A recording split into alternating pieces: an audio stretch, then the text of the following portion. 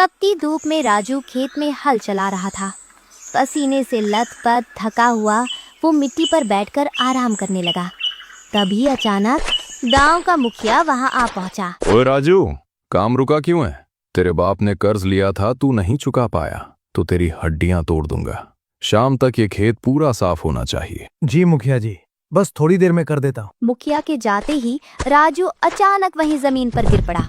तभी उसी वक्त उसका दोस्त शिवू वहां आ पहुंचा। अरे राजू, तू तो ऐसे गिरा पड़ा है जैसे मुखिया ने तुझे यहीं खेत में गाड़ दिया हो। चल छोड़ ये सब, मेरे पास एक जबरदस्त खबर है। पहले जरा मुस्कुरा तो सही। शिवू तू यहाँ से चला जा, मेरी किस्मत में तो बस ठोकरें ही लिखी हैं। थका हारा राजू गांव के पुराने और पवित्र तालाब के किनारे जाकर बैठ गया। सूरज ढल रहा था और पानी में एक अजीब सी चमक दिखाई दे रही थी। हे ईश्वर, क्या मेरी जिंदगी ऐसे ही तानों में बीत जाएगी? न माँ है न बाप, बस ये अकेलापन। क्या मेरी किस्मत भी इस तालाब के पानी की तरह यूं ही ठहरी रहेगी? तभी तालाब के बीचों बीच पानी में एक बड़ा सा घेरा बनने लगा। पानी के अंदर से तेज रोशनी निकलने लगी। ये देखकर राजू डरकर धीरे से पीछे हट गया। ये क्या हो रहा है? तालाब में अचानक ये हलचल कैसी? धीरे धीरे तालाब के पानी से एक बेहद सुंदर लड़की उभरने लगी। उसके कपड़े इस धरती के नहीं लग रहे थे, वे अजीब सी दिव्य चमक से चमक रहे थे। तो ये है धरती लोक, कितना अलग है ये मेरे स्वर्ग लोक से। राजू की आंखें हैरानी से पटी की पटी रह गई। तुम कौन हो? क्या तुम कोई जलपरी हो या फिर कोई भूत? डरो मत, मैं सीता हूँ। मैं स्वर्ग लोक से आई हूँ, लेकिन अब वहाँ रहना मेरे लिए सुरक्षित नहीं था। स्वर्गलोक? लेकिन वो तो ऊपर होता है। तुम इस तालाब से कैसे आई? ये तालाब सिर्फ पानी का कुंड नहीं है, ये हमारी दुनिया और तुम्हारी दुनिया के बीच का एक दरवाजा है। स्वर्गलोक?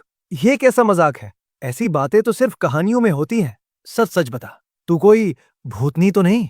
ये नीले चमकते कपड़े पहनकर तालाब से निकली है, कहीं तू मेरी जान लेने तो नहीं आई? भूतनी? वाह राजू, क्या सच में मेरी शक्ल तुम्हें भूतनी जैसी लगती है?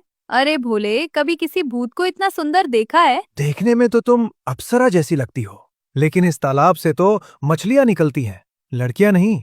सच सच बताओ, आखिर तुम मुझसे चाहती क्या हो? राजू, मैं यहाँ अपनी मर्जी से नहीं आई हूँ। मुझे अपने घर स्वर्ग लोक से भागकर यहाँ आना पड़ा है। भागकर आई हो? लेकिन क्यों? कहीं तुमने वहां कोई गलत काम तो नहीं कर दिया जो यहाँ छिपने आ गई हो?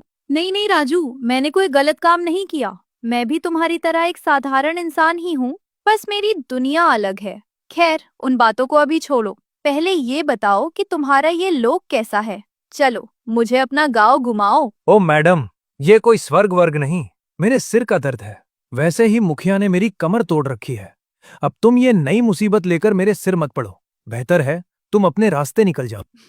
क्या धरती लोक पर सब लोग ऐसे ही होते हैं, या सिर्फ तुम ही इतने रूखे हो? मैं इतनी दूर से आई हूँ और तुम मुझे भगा रहे हो? नहीं राजू, अब तो मैं तुम्हारे साथ ही चलूंगी। अरे बाप रे, तुम तो सच में मेरे गले ही पड़ रही हो। देखो, मुझे वैसे ही ढेर सारी प्रॉब्लम्स हैं।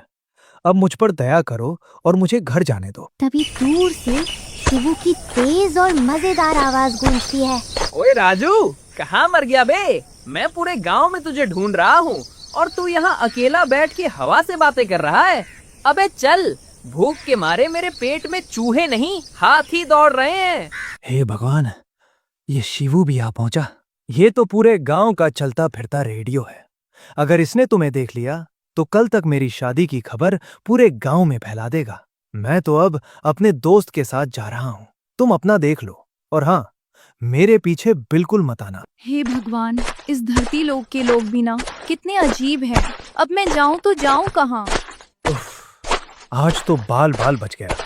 अगर शिवू ने उस अजीब लड़की को देख लिया होता तो कल तक पूरे गांव में मेरी बर्बादी का ढोल बज जाता। अच्छा हुआ वो मुसीबत यहीं पीछे छूट गई। थका हारा राजू जैसे ही अपने टूटे फूटे घर में दाखिल हुआ, सामने का नजारा देखकर उसकी होश उड़ गए। सीता बड़े आराम से उसके बिस्तर पर बैठी उसका इंतजार कर रही थी। आओ आओ राजू, बड़ा समय लगा दिया आने में। मैं तो कब से तुम्हारा इंतजार कर रही हूँ। अरे तुम यहाँ कैसे पहुंच गई? मैंने तो साफ साफ कहा था कि मेरा पीछा मत करना। फिर भी तुम मेरे घर तक आ गई। ये मेरा घर है, कोई धर्मशाला नहीं जहां जो चाहे आकर बैठ जाए। पीछा? अरे नहीं राजू, मैंने तुम्हारा कोई पीछा नहीं किया। जरा ध्यान से देखो, मैं तो तुमसे पहले ही यहाँ पहुंचकर आराम से बैठी हूँ।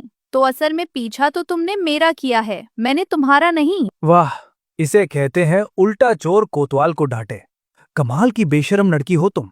सुन लो, ये मेरा घर है, यहाँ मेरी ही मर्जी चलती है, इसलिए बेहतर होगा कि अभी के अभी यहाँ से निकल जाओ। तुम कितने पत्थर दिल हो राजू, एक अकेली लड़की को इस अंधेरी रात में घर से बाहर निकाल रहे हो। इस अनजान दुनिया में मेरा कोई ठिकाना भी नहीं है। बताओ, मैं जाऊं तो जाऊं कहाँ? क्या सच में चाहते हो कि जंगल के जानवर मुझे खा जाएं? अजीब मुसीबत है, पर इस अंधेरी रात में इसे बाहर निकालना भी ठीक नहीं। चलो, आज की रात यहीं रहने देता हूँ। क्या सोच रहे हो राजू? कुछ बोलोगे भी या ऐसे ही पत्थर की मूर्ति बनकर खड़े रहोगे? ठीक है, आज की रात रुक जाओ, पर याद रखना, कल सूरज उगने से पहले तुम्हें ये जगह छोड़नी होगी। मैं एक भी बहाना नहीं सुनूंगा, समझे? सीता चैन से जमीन पर ही चादर बिछाकर ऐसे सो जाती है जैसे बरसों बाद उसे सुकून मिला हो। उसे गहरी नींद में देख राजू हाथ जोड़कर खड़ा रह जाता है। हे प्रभु, पहले ही मुखिया ने मेरा जीना हराम कर रखा है, अब ये नई आफत मेरे गले क्यों मरती? किसी ने इसे यहाँ देख लिया तो लोग बातें बनाएंगे, और सच बताया तो सब मुझे पागल समझेंगे। अब क्या करूं मैं? अगले दिन राजू खेत में पसीना बहाते हुए काम तो कर रहा है, पर उसका दिल और दिमाग घर पर ही अटका हुआ है। तभी शिवू हाथ में दातुन लिए बड़े टशन के साथ वहाँ धमकता है। ओहो, आज सूरज किधर से निकल आया बे? राजूदा, आज तो तुम घोड़े की रफ्तार से हल जोत रहे हो। क्या बात है, रात में कोई लॉटरी हाथ लग गई क्या, जो इतनी फुर्ती दिखा रहे हो? नहीं भाई, ऐसी कोई बात नहीं है।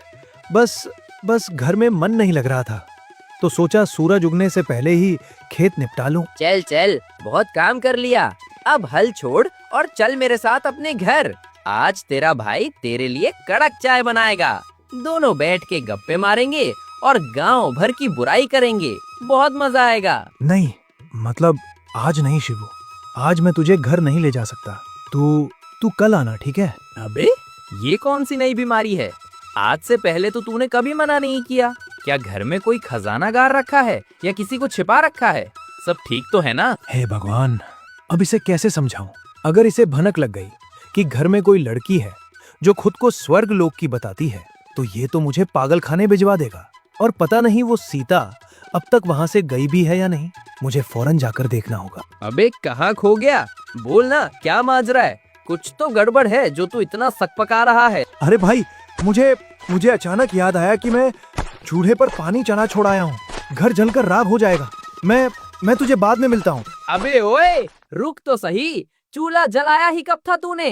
अरे सुन तो, कैसा अजीब होता जा रहा है ये लड़का। राजू बिना पीछे मुड़े सरपट घर की तरफ ऐसे भागता है जैसे उसके पीछे कोई भूत पड़ा हो। राजू हाफता हुआ घर पहुंचता है और देखता है कि सीता बड़े चाव से घर का कोना कोना ऐसे चमका रही है जैसे कोई महल सजा रही हो।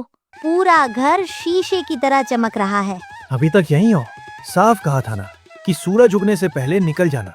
ये सब चमक धमक दिखाने को किसने कहा? मेरी नजरों में भला बनने की जरूरत नहीं है। चलो, अभी के अभी निकलो यहाँ से। इतना बिखरा हुआ घर मुझसे देखा नहीं गया, सोचा थोड़ी मदद कर दूं।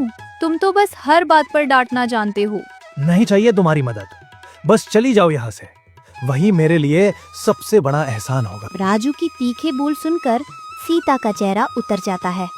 उसकी आंखों में आंसू भर आते हैं और वो सुबक सुबक कर रोने लगती है। अरे, अब ये नया ड्रामा क्या है? तुम रो क्यों रही हो? चुप हो जाओ, वरना कोई सुन लेगा। रो नहीं तो क्या करूं? तुम्हें किसी लड़की से बात करने की तमीज तक नहीं है। कोई अपने मेहमान पर ऐसे चिल्लाता है क्या? मैं तो बस तुम्हारी भलाई सोच रही थी। देखो, बुरा मत मानो, असल में मैं बचपन से ही अकेला रहा हूँ ना, तो घर में किसी और को देखने की आदत नहीं है, इसलिए जरा चिड़चिड़ा हो जाता हूँ। अकेले? क्या तुम्हारे माता पिता तुम्हारे साथ नहीं रहते? वो कहाँ हैं? मुझे उनके बारे में कुछ नहीं पता। गांव वाले मुझे अनाथ और मनहूस कहते हैं। आज तक मैंने अपने माँ बाप की सूरत तक नहीं देखी। उदास मत हो राजू, मैं तुम्हारा दिल दुखाना नहीं चाहती। चलो, ये सब छोड़ो और आज मुझे अपना धरती लोक घुमाओ। ना बाबा ना, ये आफत मोल नहीं लेनी मुझे। किसी ने तुम्हारे जैसी अप्सरा को इस बदनसीब के साथ देख लिया ना, तो पूरे गांव में भूचाल आ जाएगा। लोग जीने नहीं देंगे मुझे। वाह, बातों बातों में तुमने मेरी तारीफ भी कर दी। चलो, कम से कम आज मैं तुम्हें अप्सरा तो लगी, वरना कल तक तो तुम मुझे चुड़ैल, भूतनी और पता नहीं क्या क्या समझ रहे थे। दोनों के बीच ये प्यारी नोकझोंक चली रही थी कि तभी बाहर से शिवू की तेज आवाज आती है।